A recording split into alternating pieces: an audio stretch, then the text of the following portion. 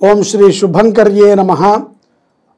వక్రతుండ మహాకాయ సూర్యకోటి సమప్రభ నిర్విఘ్నం కురు మే దేవ సర్వకార్యేషు సర్వదా. ఆదిత్యాయ చ సోమాయ మంగళాయ బుధాయ చ గురుశుక్రశనిభ్యశ్చ రాహవే కేతవే నమః.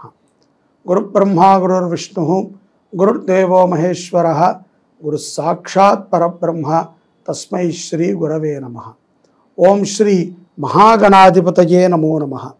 ఓం శ్రీ ఆదిత్యాది నవగ్రహ దేవతాభ్యో నమో నమః.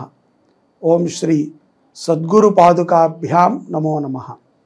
మిథున రాశి వారికి 2025 మే నెలలో గోచార ఫలితాలు ఏ విధంగా ఉన్నాయో తెలియజేస్తున్నాము. శ్రద్ధగా ఆలకించండి. మిథున రాశి వారికి ఉద్యోగాలలో ఏమాత్రము మార్పు కనబడదు. స్థిరమైనటువంటి ప్రయత్నం, ఉద్యోగములో స్థిరత్వము లేదు. ఏదైనా కొంత ఆర్థిక పరముగా ఇబ్బంది పడుతున్నాము, ఉద్యోగాలలో కొంత జీతము పెరిగినా లేకపోతే మార్పు వచ్చినా మాకు కొంత బాగుంటుంది అనుకునేటువంటి వారికి ఒక చిన్నపాటి ఆశ అయితే ఈ మాసంలో కలుగుతుంది. మార్పు వస్తుంది. తప్పనిసరిగా మనం చేసేటువంటి పని సఫలమవుతుంది. మనకి ఈ నెల కాకపోతే వచ్చే నెలలో అయినా సరే ఇంక్రిమెంటు, జీతములో పెంపు ఇవన్నీ ఉంటాయి అని మీ ఆశ దృఢత్వం అవుతుంది. తొందరపాటుతో ఇప్పుడు బాగాలేదు కదా అని చెప్పి ఉద్యోగం మారటము, లేకపోతే అంటే గోచార రీత్యా ఉద్యోగం మారటము కానీ, లేకపోతే ఇంకొక పనిని ఏదైనా వెతుకుదామని ప్రయత్నం చేయటము కానీ మంచిది కాదు. విదేశాలలో ఉన్నటువంటి వారు కూడా ఈ విషయాన్ని గమనించండి. ప్రభుత్వ రంగంలో ఉన్నటువంటి వారికి అదనపు బాధ్యతలని కూడా అప్పచెప్తారు. ఎక్కువసేపు ఉద్యోగ ఒత్తిడి ఉంటుంది, జాగ్రత్త పడండి. ఇక వ్యాపార రంగములో ఉన్నటువంటి వారికి మాసం ప్రారంభంలో ఒక పౌర్ణమి లోపు వరకు మంచిగా సంపాదన అదంతా ఉంటుంది. చక్కటి సంపాదన మీద ఆధారపడి ఉంటారు, వృద్ధి చెందుతారు. రావాల్సినటువంటి కొన్ని బకాయిలు కూడా మీరు ఊహించని రీతిలో మీకు అందుతాయి, బాగానే ఉంటుంది. మాసాంతంలో మాత్రము అంటే నెలాఖరి సమయంలో, జనరల్గా నెలాఖరికి అందరికీ ఉండే ఒత్తిడే మీకు ఉంటుంది అనుకుంటారు, కానీ దానికంటే ఎక్కువ ఒత్తిడినే మీరు అనుభవిస్తారు. తస్మాత్ జాగ్రత్తగా ఉండండి. కొన్ని ఖర్చులు కూడా వచ్చి పడతాయి. వాటికి కూడా సరిసమాంతరముగా ధనాన్ని దాచిపెట్టుకోండి.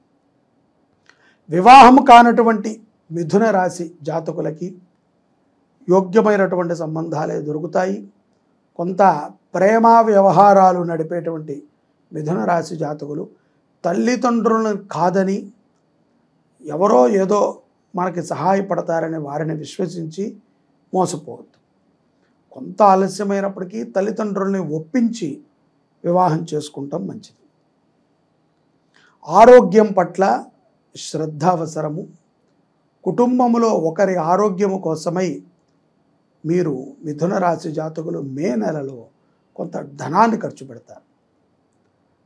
భార్యకి ఇష్టము లేకపోయినా, భర్తకి ఇష్టము లేకపోయినా మిథున రాశి జాతకులు మీ కుటుంబ వ్యక్తి మీద కొంత అనారోగ్యము కోసమై చేబదులు కూడా ఇస్తారు అని మనం అనుకోవచ్చు. అంత స్థితిలో సహాయాన్ని అందిస్తారు, తప్పదు. ఎందుకంటే అటుపక్క వారికి డబ్బుందా లేదా అనే దానికంటే కూడా ఆ వ్యక్తి మీద మీకున్నటువంటి ఒక అపారమైనటువంటి గౌరవము, ప్రేమో, అభిమానము ఏదైనా సరే మీ చేత ఆ పని చేయిస్తుంది. విద్యార్థులు చెడు వ్యసనాలకి దూరముగా ఉండటము ద్వారా ఉన్నత స్థితులకు వెళతారు. కళాపరమైనటువంటి విద్యలు, అలాగే సాంస్కృతిక సంబంధించినటువంటి విద్యల మీద కొంత శ్రద్ధని పెట్టండి. ఇన్స్ట్రుమెంట్స్ నేర్చుకునేటువంటి మిథున రాశి విద్యార్థులకి సత్ఫలితాలు ఉంటాయి. సంపద పరంగా మిథున రాశి వారిలో మనం చూసినట్లయితే ఈ మాసములో ఊహించని రీతిలో ఖర్చులు, ఊహించని రీతిలో ఆదాయాలు కూడా ఉంటాయి.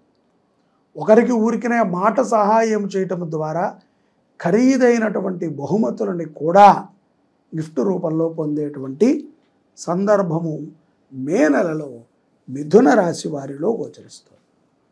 విదేశాలకు వెళ్ళి స్థిరపడాలి అనుకున్నటువంటి వారు, విదేశాలలో ఉంటూ స్థిరత్వము లేదనుకునేటువంటి వారికి ఈ యొక్క మాసములో కొంత మార్పులు చేకూరుతాయి. అలాగే భక్తిపరముగా, ఆధ్యాత్మిక పరముగా కూడా మీ యొక్క సాధనని పెంచుకునేటువంటి మార్గాన్ని చేయండి. అనవసరమైనటువంటి వ్యక్తులకి మీ జీవితంలో మీకు మీరే పెద్దపీట వేసి వారిని హీరోలను చేసి ఇప్పుడు ఆ హీరోలతో మీరు బాధపడుతున్నారు. కాబట్టి మీరు క్రియేషన్ చేసినటువంటి వ్యక్తులని మీరు తుంచడం సులభం. దానికి ఒకటే అస్త్రం, మీ పని మీరు చేసుకు వెళ్ళటం, మీరు నమ్మినటువంటి పనిని మీరు పూర్తి విశ్వాసముతో చేయటం. ముఖ్యంగా ఎదుట వారికి హాని కలిగించనంత కాలము ఏ గ్రహదోషాలు ఎలా ఉన్నప్పటికీ మిమ్మల్ని మంచిగా చూస్తాయి. ఎదుట వారికి మనము ప్రమాదాన్ని ఇచ్చేటప్పుడు, ఎదుట వారికి మనము అతిగా వారి మీదే డిపెండ్ అయినప్పుడు, అతిగా వారి నుంచి మనం ఆశించేటప్పుడే గ్రహాలు కానీ దేవతలు కానీ మనం ఏం చేయలేరు. ఎందుకంటే వారి యొక్క అనుగ్రహాన్ని మనం పొందలేం, ఏమీ చేయలేరు అంటే అర్థం అది. అంతే తప్ప అవి మన ఏం మార్చవు అని కాదు, మన బుద్ధి కర్మకి అనుసంధానంగా వెళుతుంది. అందుకనే బుద్ధి కర్మానుసారేణ అన్నారు. అలాగే ఇంటి పురోహితుడిని ఈ వైశాఖ మాసంలో మిథున రాశి వారు ఒకసారి ఇంటికి పిలిచి సత్కరించుకోవటము, వారికి మీకు తోచిన విధంగా సంభావన ఇచ్చి పంపించటం మంచిది. లేదా వారు ఎక్కడ ఉంటారో వారిని దర్శించండి. ఇంటి పురోహితుడు, ఇంటి గురువు కాదు. మీ ఇంట్లో ఏ శుభకార్యానికైనా, ఎటువంటి కార్యానికైనా వారు ఇచ్చేటువంటి సలహా ద్వారా మీ కుటుంబము అభివృద్ధి చెందుతుంది. కాబట్టి ఇంటి పురోహితుడిని సత్కరించుకోవటం అనేటువంటిది మీ భక్తికి మరొక ప్రధానమైనటువంటి మెట్టు. సేవా దృక్పథంతో ఉండండి.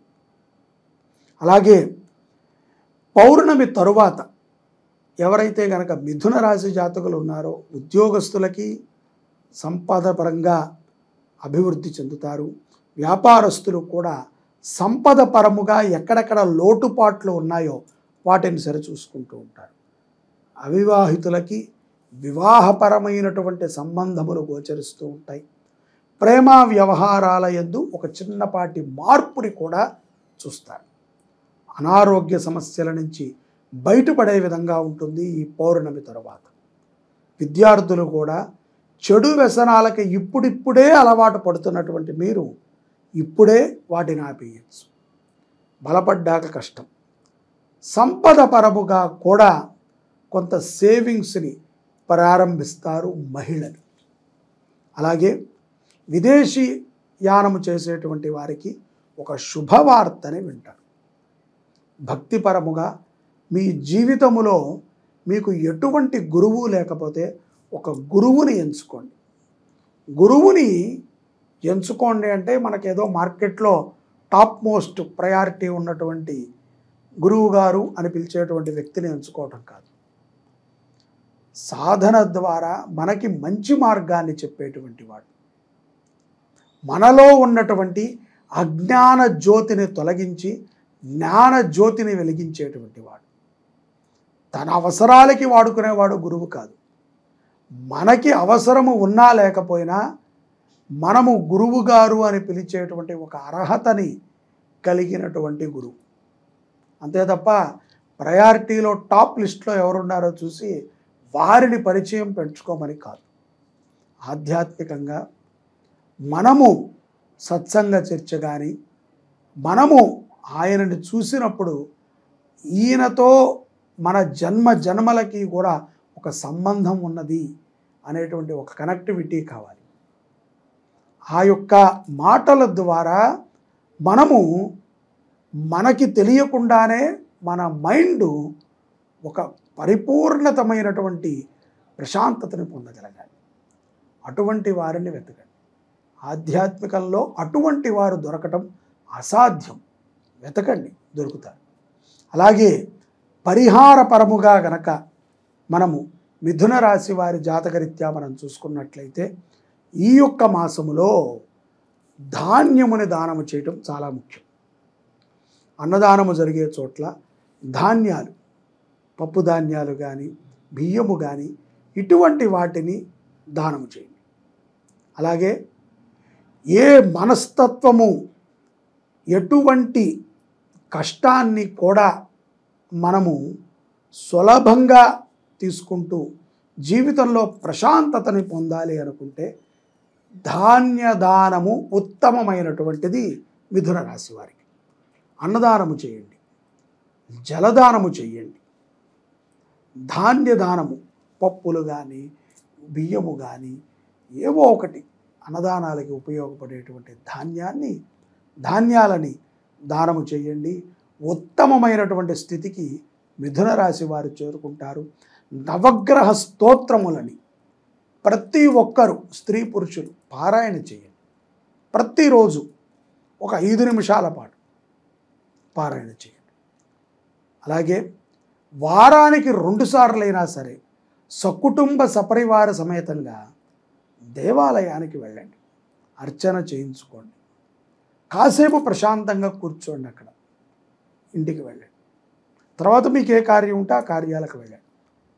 ప్రతి వారము కూడా గుడికి వెళ్ళేటువంటి అభ్యాసాన్ని ప్రతి వారు చేయాలి. తద్వారా ఎంతో ప్రశాంతమైనటువంటి జీవనాన్ని మిథున రాశి జాతకులు పొందగలుగుతారు. సర్వే జనాః సుఖినో భవంతు. శ్రీ శుభంకర్యై నమః.